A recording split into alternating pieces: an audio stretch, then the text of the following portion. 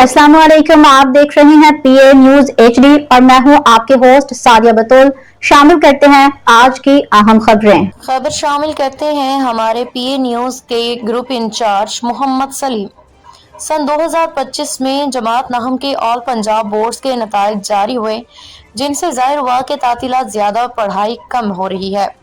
डेरा गाजी खां board में कामयाबी 57%, Sargodha board 46%, Rawalpindi 42%, Sahiwal 46%, Faisalabad 51%, Gujranwala 49%, Lahore 45%, जबकि बहावलपुर बोर्ड में सिर्फ 43% उम्मीदवार कामयाब हुए।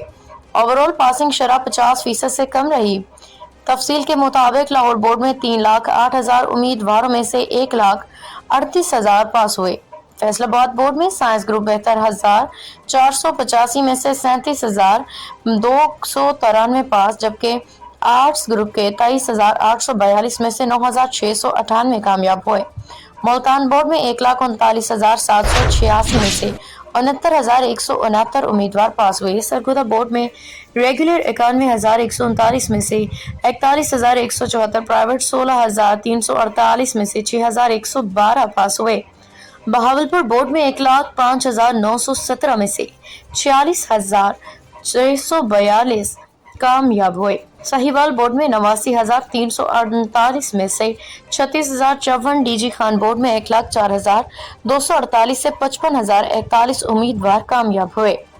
गुजरांवाला बोर्ड में साइंस ग्रुप 1,79,150 में से 91,926 और आर्ट्स ग्रुप के 67,495 में से 29,594 पास हुए।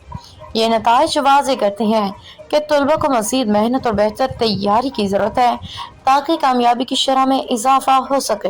न्यूज स्टूडियो से अब तक के लिए इतना ही। मजीद खबरों और अपडेट्स के लिए देखते रहिए पीए न्यूज एचडी।